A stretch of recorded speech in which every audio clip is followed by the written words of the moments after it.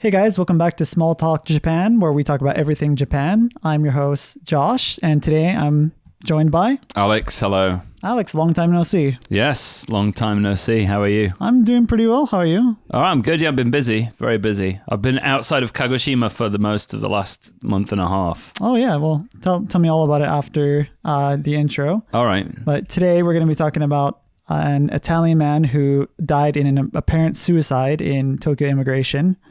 We're also going to be talking about Japan to extend their nationwide travel discount program. Okay.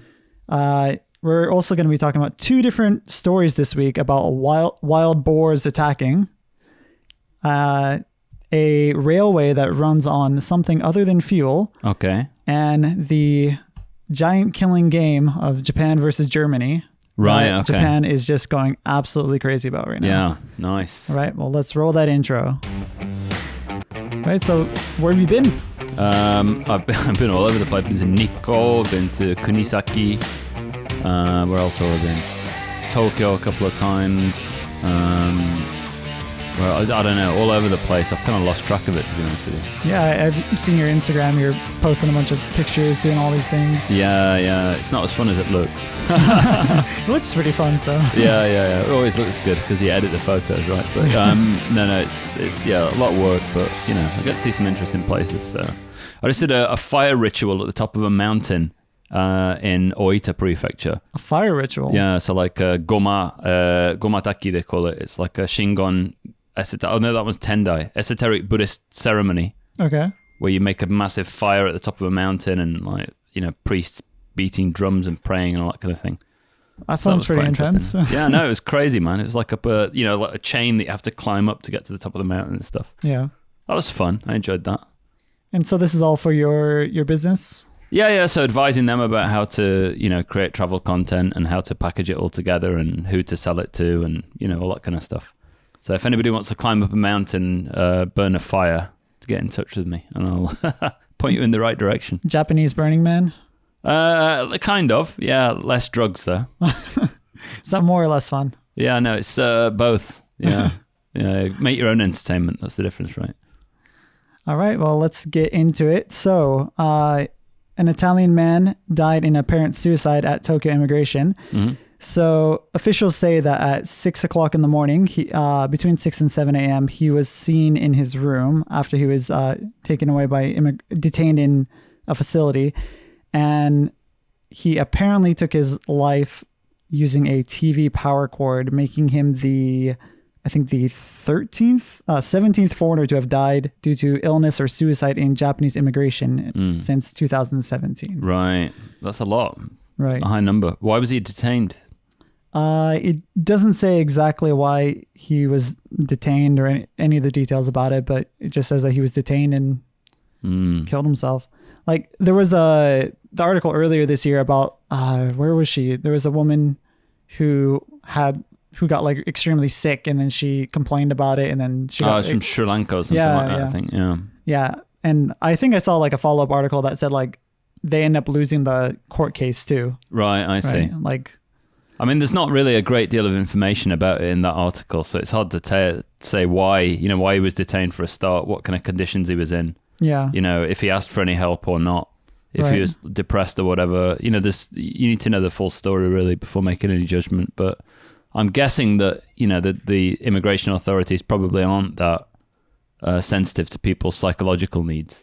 Yeah. Japan in general, I feel, isn't as, I don't know, like attentive to mental illnesses and. Well, no, I don't think that's true. I think it's the same in many countries because people say they are, but they're not. Do you know what I mean? Yeah. Because I know I've dealt with it personally, so many times with not myself, but through other people.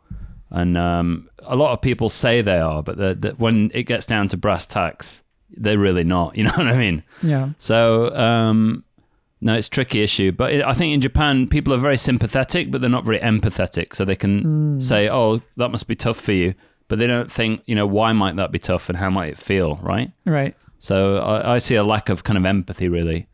But I guess that's because it's a very homogenous society and people tend to grow up with very similar experiences. Right. Generally, right? You go to elementary school, you kind of have a similar kind of sports day, a similar kind of, classes at school, similar uniforms, similar food. So there are regional differences, but they're not super pronounced.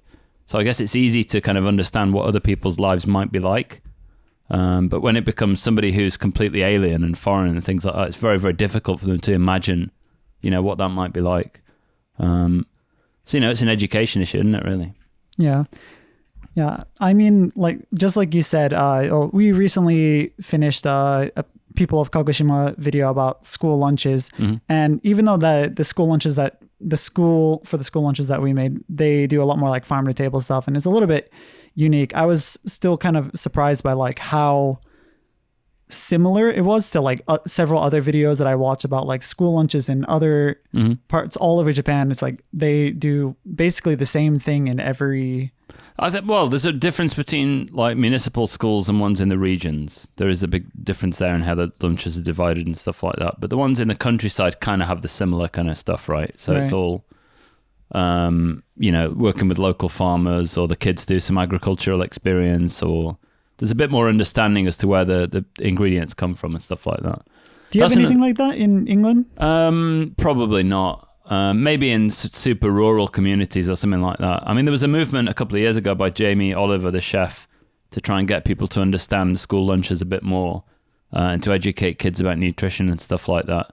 So I guess maybe that's still going on. I don't know. But I'd say that Japan's doing a good job really with the food education part as far as kids are concerned. And Japan does have a good food culture. It's quite varied. There's a lot of foreign food. People are, interested in the process of creating food and the ingredients and stuff like that. But I think there is a bit of a mythology surrounding farming in Japan that it's like super superior when it's really not. It's like by yield, it's actually quite poor farming wise. I mean, it's nowhere near Canada or the USA for food production. Right. So there is a bit of a mythology around that. But, Yeah. I mean, farm to table is another misnomer as well, because people say it all the time, like, farm to table, farm to table. But I don't think I've ever had a vegetable that's not from a fucking farm. Do you know what I mean? It's come from a farm somewhere. It might be a farm that's using pesticides, but it's still a farm. Right. So, I do understand the, organic side of things and stuff like that, but still, the terminology is a bit weird. Yeah, I think it more has to do with like having a local farmer growing it versus it being like a massively produced product. Well, local produce would sum that up, wouldn't it? Yeah, that's true. Yeah. So, but yeah, it was an interesting video, and, the nutritionist woman was kind of like a cute older lady or whatever. Yeah. What did she say her favorite junk food was? Nikuman. Yeah. So she was thinking, what's the least junk food thing I could possibly say? Yeah, I know. Like, I was expecting her to say like a double cheeseburger or something. No. I can't imagine her going to McDonald's. She'd probably rather, eat something else. Yeah, well, if you want to check out that video should probably be out soon, right? When I get around to it. Yeah, so next couple of days. So probably today or tomorrow. I'll link it in the video description or up above. Yeah. Anyways, so Japan is extending its nationwide travel discount program. So is that the GoTo Travel? Yeah, GoTo Travel. Have you used that at all? I used it last year to go to Naoshima, I think, with my family. Which is fine. We got some discounted hotel stay and we got some coupons to spend in destination. But I'm actually kind of against this whole idea anyway. So why are you... Well, first, let me read about this first, and then you can tell me why you're against it. But the government is planning to extend its nationwide travel discount program, which was originally set to end in late December, Tourism Minister Tetsuo Saito said Friday. So while they are extending it, they are going to be reducing the amount that they're discounting from its current 40% to 20%. And they're also going to be giving fewer coupons and things like that. But it looks like they are extending it, hopefully, they say, to improve the tourism program. But so tell me, why are you against it? Well, the problem with the domestic Japanese travel industry, this is going to be very, very long. So I'll try and keep it as short as possible. The problem with the domestic travel industry is that basically it's kind of geared around cheap kind of packaged experiential travel. So it's like a group of people, usually. I mean, sometimes it's families and stuff now. And they're trying to get something for as less as possible, as cheap as possible. And it's kind of disposable as well, right? It's a seasonal holiday that has been created on a kind of yearly basis or whatever by a travel company, sold short term, and it's intended to be replaceable as well. They'll replace it with something similar, but it'll be replaced by something else, right? So it's not a long-term strategy. Yeah. And by making that cheaper, all you're doing really is educating the market that they don't have to pay as much to travel. And one of the problems with travel in Japan is that, especially from the inbound perspective, actually prices are too low. Yeah. We need to increase the prices to increase revenue, to support local stakeholders, so that the travel, environment can continue for another generation. And at the pace it's going at the moment, it's not going to, because, they're underpricing everything. So once you get into that discounting mentality, I think it's a very slippery slope. You're just going to cheapen everything even more. I mean, if you look at regional hotels in Japan, there's so many business hotels, and they're god awful. I mean, they're really bad. They're just like little boxes with a tiny bed. And like a plastic, set bathroom or whatever, and all that kind of shit. And they're not really suitable for most international travelers. And even Japanese travelers these days, I suppose. Yeah. So one of the trouble that we got with Go to Travel is that people would basically go to somewhere they can't afford normally, which is fine to do. And I understand why they would do that. But it doesn't really generate the kind of customer market that you want to at these kind of hotels. You know what I mean? There is a reason why they cost more money. And, people just looking for cheap discounts and things like that don't make the best customers all the time. So I'm kind of against the whole idea. I think it's going backwards instead of going forwards to where Japan needs to go next, which is, thought out, curated, long-term travel content at a reasonable price to support local economies, instead of just discounting everything. And basically, the big travel companies are the only ones who are really making any money out of this, because the coupons are so hard to deal with on the ground for the travel industry side that it actually just creates more labor. It's a hugely complicated process to get everything through. And it's causing problems that businesses that aren't at scale can't deal with. So really, it only benefits the big travel companies anyway. So it's like another handout from the government, which is something that I really don't, think is a good idea. Can people who are visiting Japan benefit from these go-to travel No, it's discounts? domestic. Is it all domestic? Yeah, it's domestic, yeah. Are they doing anything to try and get more international tourism? Aside from opening the borders up, no, not really. And then promotion again is obviously starting to wind up. So there's a lot more journalist trips. There's going to be a big push for new websites and stuff like that early next year. There's probably going to be a lot more video content out there. But as far as discounts go, there's not a lot on. I mean, airlines might be doing something. Right. But as far as inbound's concerned, I don't think so. So do you have any recommendations for our international viewers that want to visit Japan? Where to go? Yeah. I actually just got back from Kunisaki in Oita Prefecture, and Kunisaki I highly recommend. I actually really enjoyed it. I mean, I go so many places now, and I've seen so much of Japan that, I'm a little bit jaded as well.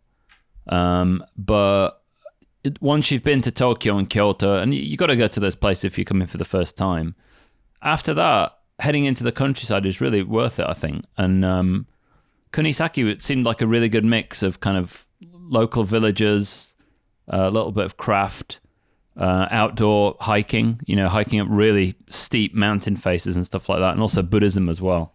Like the local Buddhist culture there was really interesting.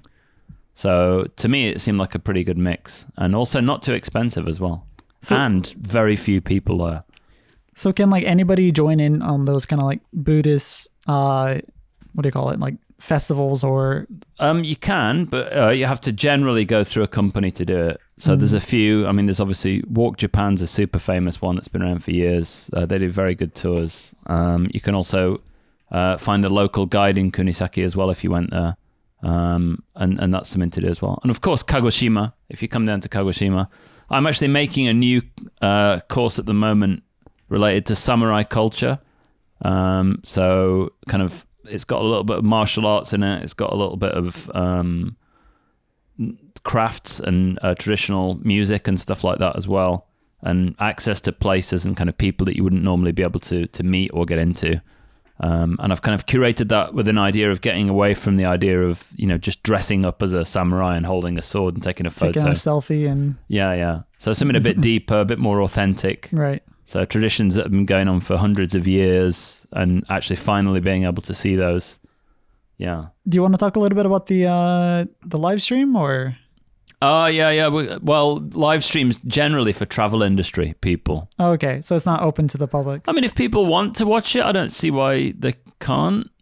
Let me think about that. I'll think about it. Okay. Maybe by the end of the episode, Alex will have some. By the end of the episode, I will have decided what I'm going to do with the government funding I've been granted. Yeah. All right.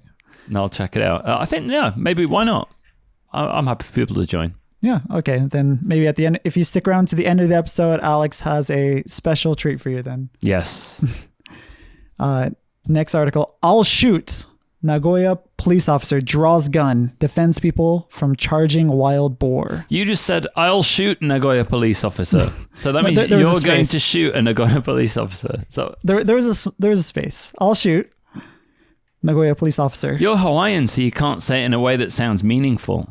Like, I'll shoot. It's like, you won't, you don't sound like you're going to shoot anyone. It's the chilled out Hawaiian vibe. It's not working. Yeah. Do you even have police in Hawaii? Yeah, we do, but I mean, they don't do anything. They're chill. Just like, pretty chill. Hey, how's it going? Yeah. Okay. Yeah, right. I've actually never had any kind of interaction with a police officer. Whatever. In my 19 years that I lived in Hawaii. Did you ever say hello to one or anything like that? Like when I went on a field trip to the... What do you call it? Police. To the police station. Headquarters. Hey. Yeah. What do you guys do all day? I don't know. Not much, honestly. Not a lot. Not same as the islands in Japan. Yeah. Yeah. But anyways, at around 4:40 p.m., an approximately 1 meter long boar charged towards 10 people who were in the area. Mm-hmm. A 36-year-old sergeant made a split decision to intervene, believing the boar to be a mortal threat. Mm-hmm. The officer got in front of the boar, drew his gun, and shouted that he would fire his weapon. And the boar listened and decided to leave after that. Is that right? Yeah. So boars speak Japanese. Is that the lesson here? I guess so. That's crazy. That's Nagoya. Yeah, in Nagoya. Well, Nagoya's known for its criminal activity. Yeah. And gangs and stuff like that. So the boar gangs. Yeah, the boar gangs coming out there and causing problems. I'm quite impressed that the police officer actually acted instead of standing there and wondering what to do. So, okay, he said that he drew his gun. I didn't know that police officers in Japan actually carried guns. Yeah. Do all of them do?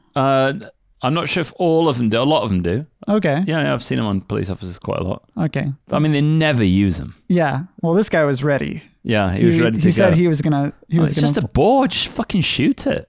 That's what I would have done. Well, he saved the boar's life so it can cause terror again. So it can cause even more trouble. Did they catch it and get rid of it or something? It says that it it fled away into a grassy field. Right, so it didn't run into a local supermarket or something like that, or a kindergarten. Yeah. Didn't do anything like that. And cause mass damage. However, in another prefecture, city employee in Japan kills wild boar with spear on elementary school grounds. Wow. So on Thursday morning, same week, a couple days apart, a male boar appeared in the entrance of an Aeon shopping center. Mm-hmm. It charged an old lady, knocked her down. It attacked an older man, stabbed him in the leg. Mm-hmm. It fled into an elementary school because nobody threatened to shoot it. Right. And the Masashiro Iwata, deputy chief of the agricultural division, pulled out a spear that he made out of a knife and pole and just stabbed it in the head. Where the fuck did he have that? So it says that he always carries a knife. The knife with him because there are a lot of wild animals in the area. So he just strapped that to a stick that he had just with him. Apparently. So it says, luckily the school's children were all inside at the time, sparing them both risk of injury and trauma of seeing a wild animal stabbed through the head with a makeshift spear. I think that would have been a good lesson. Yeah. I I'm just surprised he managed to fashion such an implement so quickly. I mean, I've been playing like zombie games on the computer previously. Yeah, you don't have any zombie weapons ready? And, you know, building the weapons just as you're getting attacked and stuff like, you're like panicking and I drop the controller. Oh, fuck, you know, it never goes right. Can't imagine doing that in real life. Taping a knife to a stick. Well, I think it was something that he might have already had prepared. Yeah, that guy's fucked up if that's the case. Why has he got weapons ready at an elementary school? It says usually they have rifles ready for such a case. Right. But because it was in a school, they didn't want to do a school shooting. So right, okay. So he is like, pull out my trusty spear that I have fashioned. Nice. And he took out the boar. It says the boar's body was transported to a local facility that specializes in the cleaning of wild game, and its meat will be supplied to nearby restaurants. It's too bad, though, that the city and the animal couldn't have just talked things out like the officer in Nagoya recently. Is that what it says? Yeah. No way. They should give the meat to the school. The kids can eat it. Yeah, I was going to say. Like, yeah. The kids should basically roast the thing, like Lord of the Flies style. They should have to fight the boar. Yeah. And then they can make their own knife and fight. Whoever wins can take the boar's head and use it as a helmet. Yep. Yeah. I'm glad. This should be on like a proper news show. You know, this kind of commentary. You don't really get this kind of insightful debate on your average Japanese TV news. That's true. In fact, if we wanted to make it more like Japanese TV news, what you should do is insert like a 10-minute long commercial about some new product that's been released and some like dopey talent that's, you know, promoting it. Yeah, what's up with that? Like, I know. Every morning news, my wife watches the news every morning. Every morning there's like a 15-minute segment where they like go to a new restaurant or they look at like what's selling at Mujirushi right now, top 5 best selling. Yeah. And with XYZ talent who's you know, who's appeared at the thing and then says one line that's funny. It's such bullshit. Japanese TV news is made to sell products. And then they always have the wipe where the people in the studio are like, ooh. Oh, yeah. Oh, that looks good. We should do like an insert at the bottom with Mitch's face in. And every time we do like a comment, he has to go like... Yeah. It's best when they have like music on and they've got like... recently on, I can't remember which channel it is, there's a program called The Time on in the morning, right? The Time, yeah. All in capital letters with a comma at the end of it for some reason. I mean, that egregious use of punctuation just makes me want to smash the TV. But anyway, I watch it because it's on. And there's like a girl from Nogizaka something or other, one of these groups, you know, like AKB48. One of those AKB groups. Yeah, and every time music comes on, they always focus on her. Yeah. And she's at the bottom of the screen going like trying to nod along to it like this. She can bob to the rhythm better. She's bobbing along. But when they change to a different like tempo of tune, she suddenly has to switch up to do it faster. And then it switches back to a slow one. She starts nodding like it's hilarious. It entertains me no end.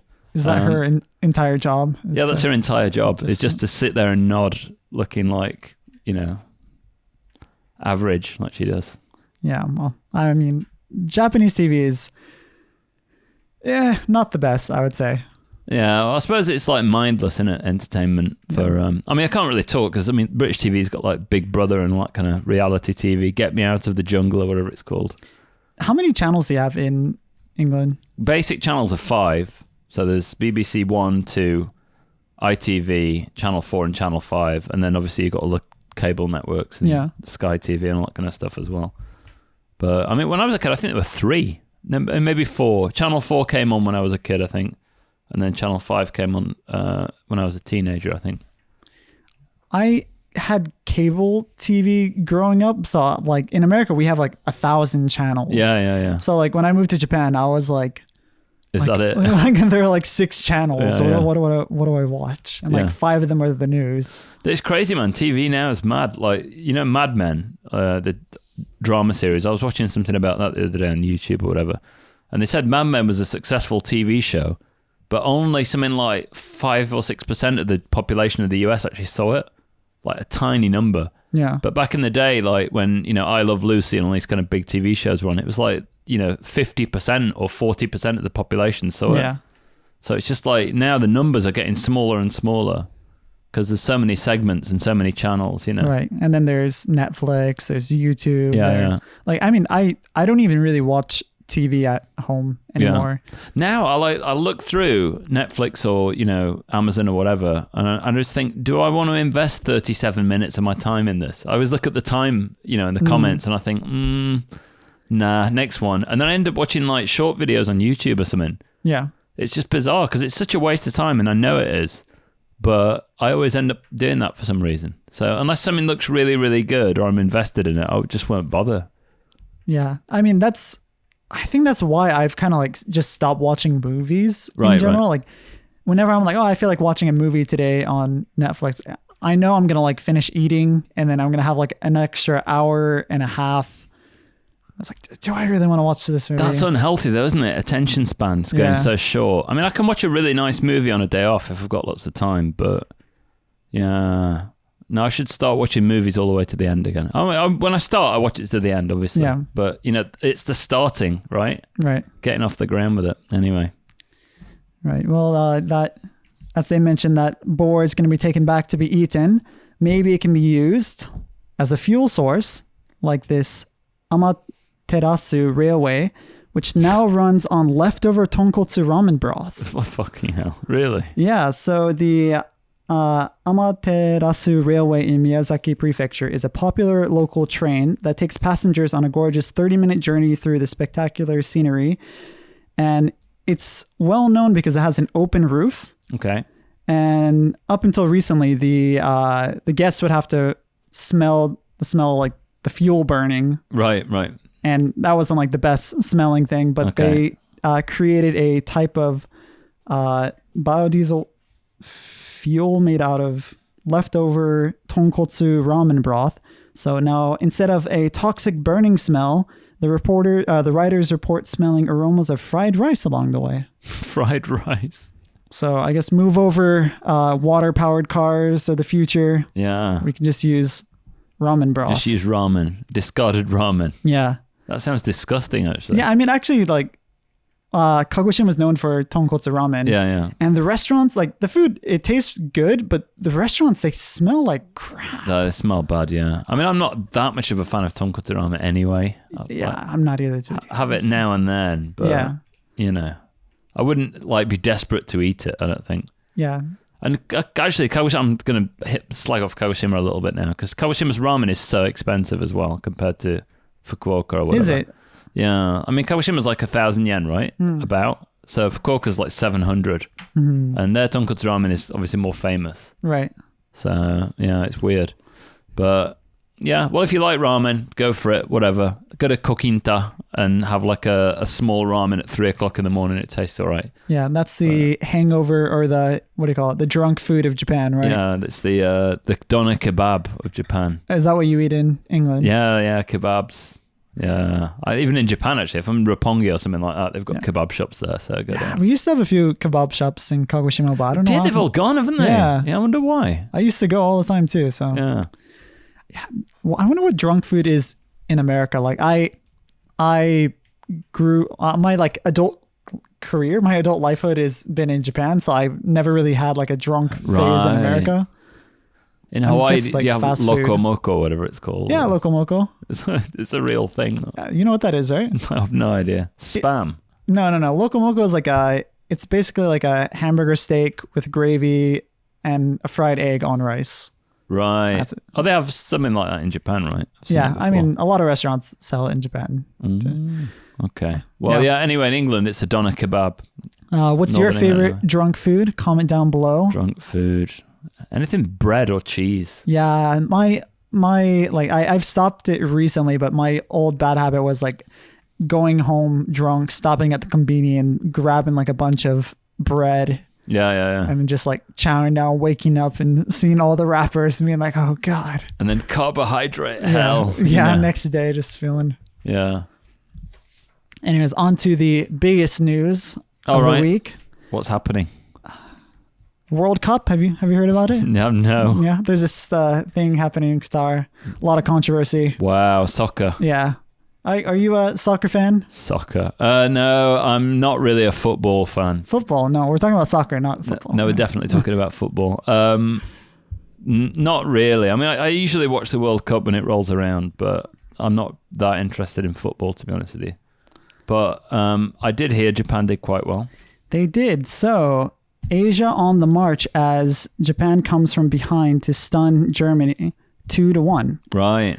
So this was a really big game where Germany was basically dominating Japan through most of the game. They had 1 point over them, and then Japan got 2 points to catch up and win. And yeah, like basically everyone I've talked to that's Japanese, like when I ask them like, oh, how's your week going? Everyone's like, it's a great week. I'm like, oh, what happened? Like Japan won. I'm like, oh yeah.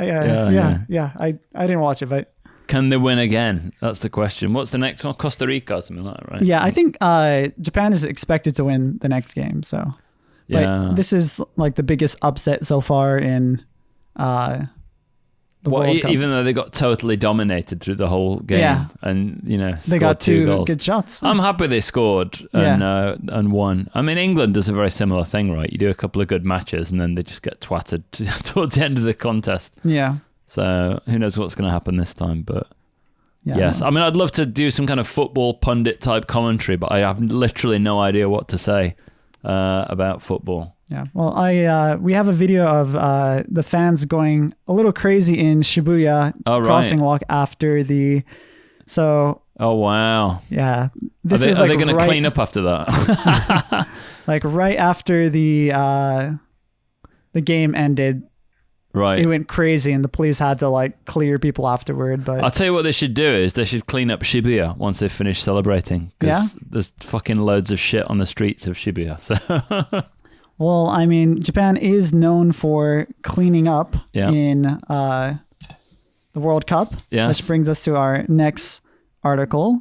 World Cup 2022, Japan's fans clean up stadium after win over Germany. So in kind of like a repeat of what happened in the previous World Cup, after Japan lost, they cleaned up the stadium. And since a punishment of some kind? No, to be nice, I think. But since then, Japan's really been known for like being like the nicest people in the world. So just basically, did they just clean up their own shit or everybody's?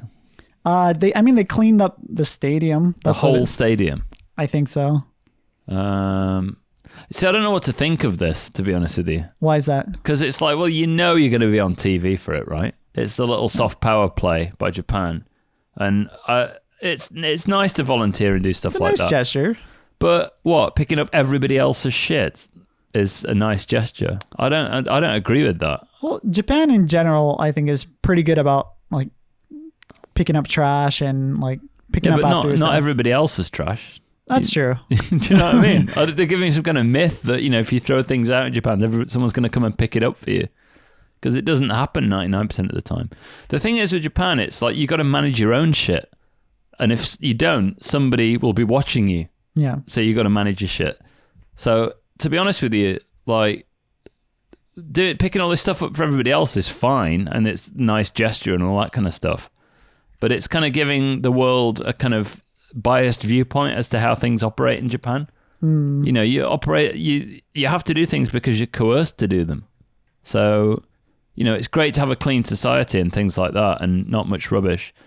But that is in place because a lot of people are working very hard to keep it like that. And having somebody clean up at the World Cup and stuff like that is great soft PR and soft power or whatever. But, it's not representative of the effort that's required to keep the country like it is as well. Right. And actually, Japan used to be fairly dirty until it was either the World Cup when it was held in Japan or the World's Fair or something like that. There was a campaign to clean up the streets, and that kind of stuck. And that's the reason why Japan's kind of a clean country now. It wasn't always like that. So I was talking to some older people the other day, and they were telling me that they remember people just chucking stuff on the street and things like that. Yeah. So it's not always been like this. It's quite a recent phenomenon. And it's good, but it's also, takes a lot of hard work and effort. So what should happen is the other fans should clean up their own shit and take it home with them. That's the message here, I think. Not, oh, well done, Japan. It's like, why don't you just take your own shit as well? Yeah, well, hopefully, everybody will kind of like pick up on it. But now I kind of feel like Japan's dug themselves into a hole. Well, they've got to do it every time. Yeah, now they're going to do it after every match. Yeah. So if they make it out of the, the first games. Well, they're going to realize that nobody's going to learn from this. They're just going to go, hey, if we leave some stuff here, the Japanese are going to pick it up for us. Yeah, but like, at the same time, I think Japan enjoys it because like literally all the websites that I use, like Instagram, Facebook, Reddit, everyone's just talking about like, oh, Japan, good job. Yeah, Thank but you. they're not doing it themselves. That's the thing. Yeah. Do you know what I mean? It's just a bit of feel good nonsense. But, well done. And I hope everybody learns the lesson from this and learns to pick up their own trash.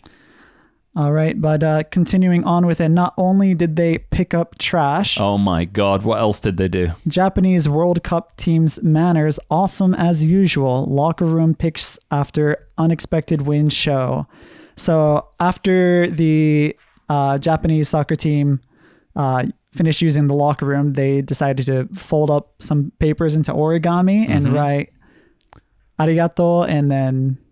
That's Arabic, isn't it? Arabic, I think, and then probably says thank you and Japan. Wow. And they folded some cranes up as well. You seem very impressed.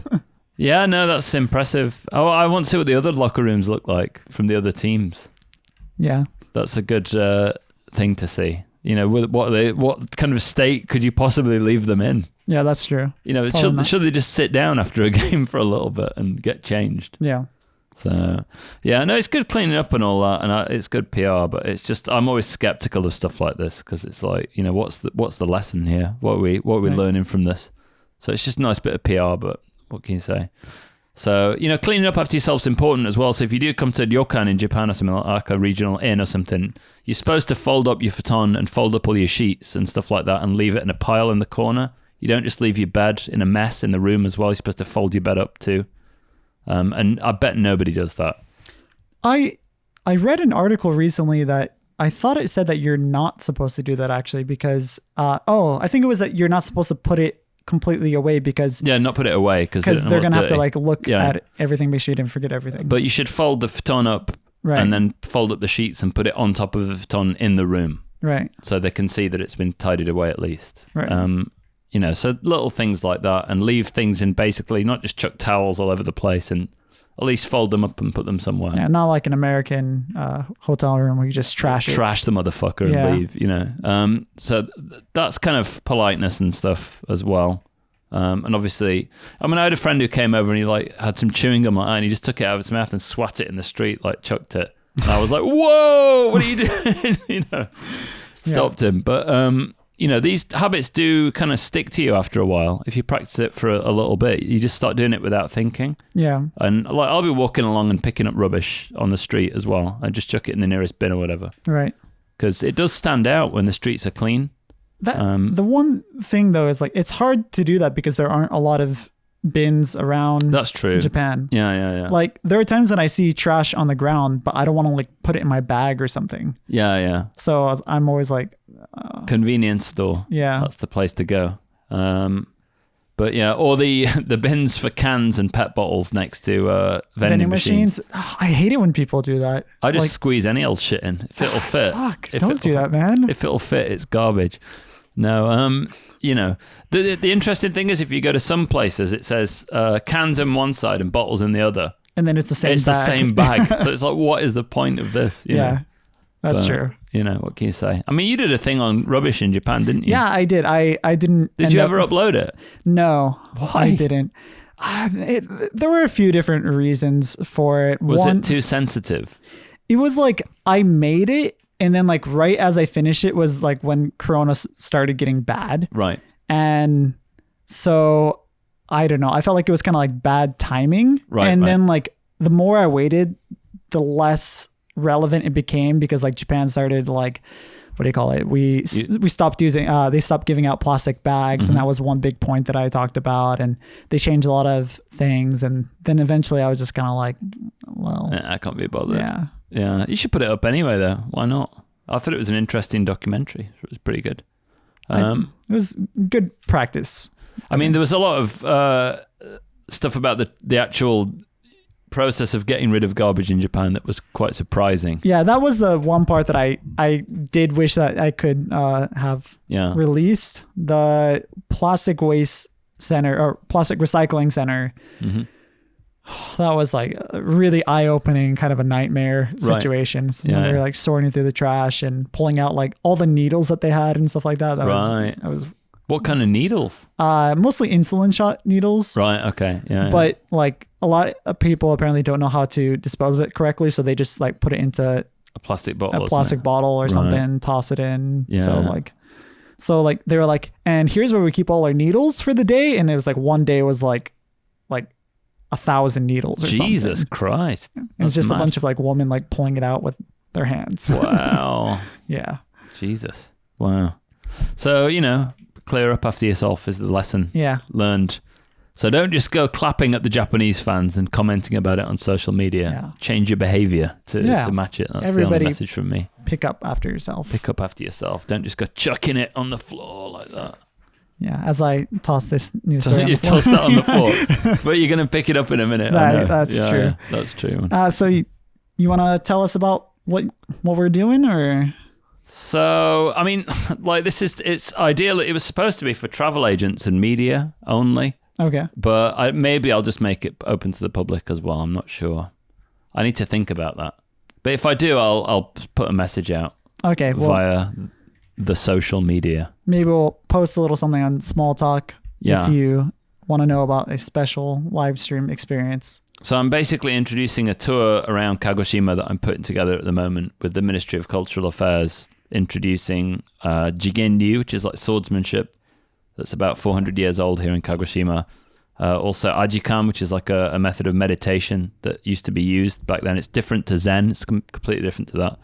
And then Satsuma-ware pottery. We're going to meet the master potter at Shinjukan Kiln and learning about his stuff. And then also a really rare performance of Satsuma Biwa, which is like an instrument that was played here by the samurai as well.